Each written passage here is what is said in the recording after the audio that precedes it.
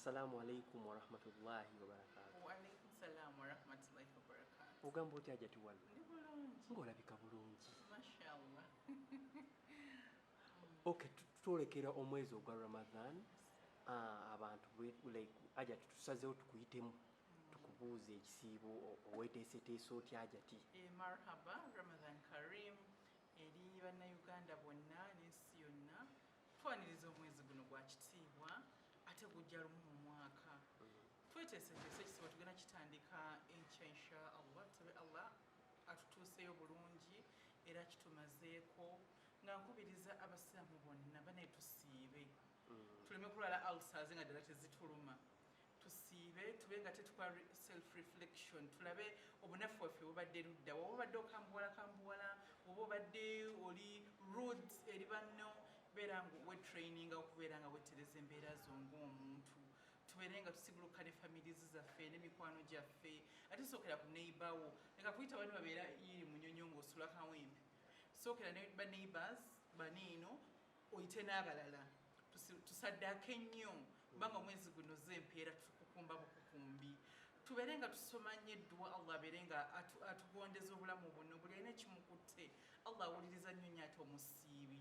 Obulamu bwaffe bujja kukyuka tulaba nga tusiibye bulungi mu kusiba kwennyini okw'enniya ennungi, tusaale swala zonna nga bazitulalika 5, twongeremukko ne zisunna zonna twongere okugamba tuyitirize nnyo omwezi tuguteekemu akajanja kangi nnyo, tulabe nga tukukumba empeera insha Allah.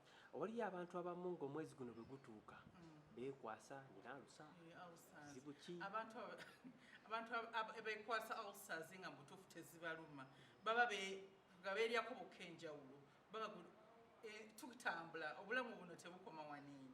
Gobeera nga weeryaza amanyolemu okwesa omwezi guno gw'ekitiibwa Allah gwatuwadde omulundi ogumu okulaba nga atugondeza obulamu, obeera weekubyeko enjawulo, so tubeere nga tetwerwaza nga butuufu obulwadde tebutuluma. Ate tujjuke nnyo ne bakadde baffe abaatugendako.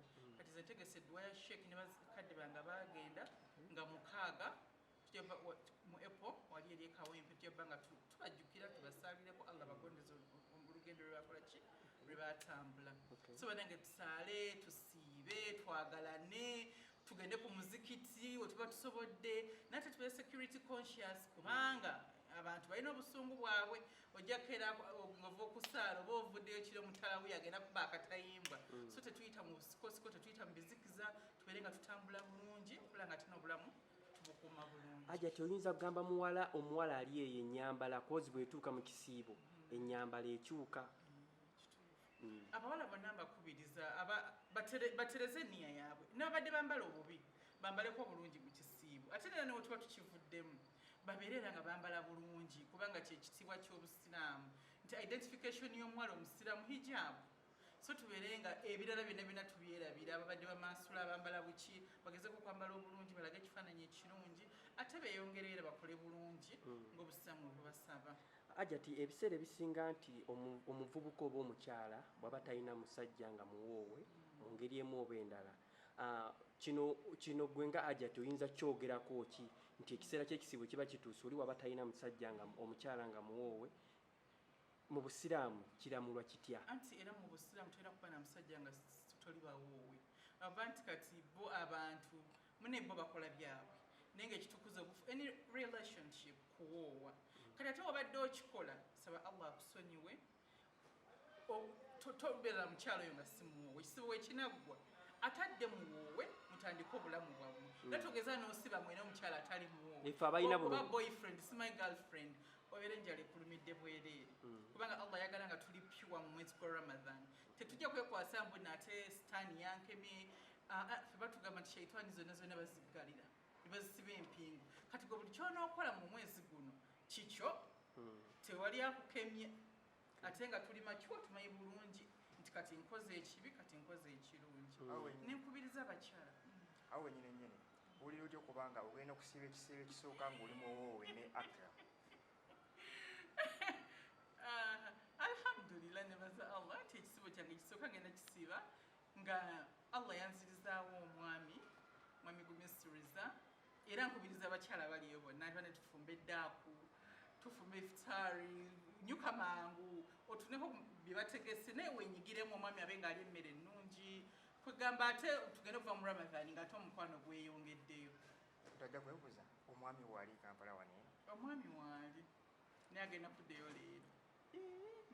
era tumanye ekisiba mugenda ba mukikwasaganya mwenna ati saagala mu mutawanya mugenda munoonya wenna bagamba ebingi ennyo. kale mu bufunze waali twagala tugala tino waali saagala mu musumbu negooza tekyandibadde kya buvunaanyizibwa okubanga Ramadhan eno gisiba n'omwami wo. tugenda gisiba ffenna ate ng'ogambye era nga ajja kugenda mukko kubanga alina okukola era ajja kudda ku Eid inshallah.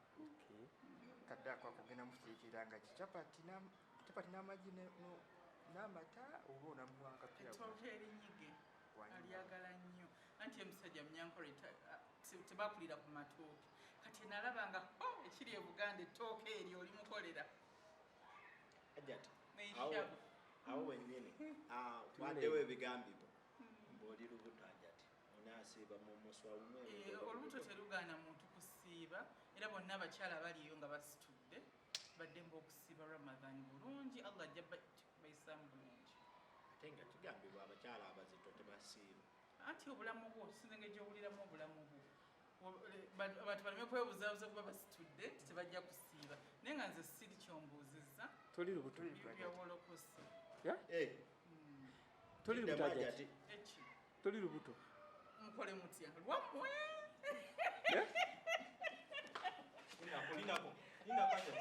Ajati sooka otubuulire olindeko Ajati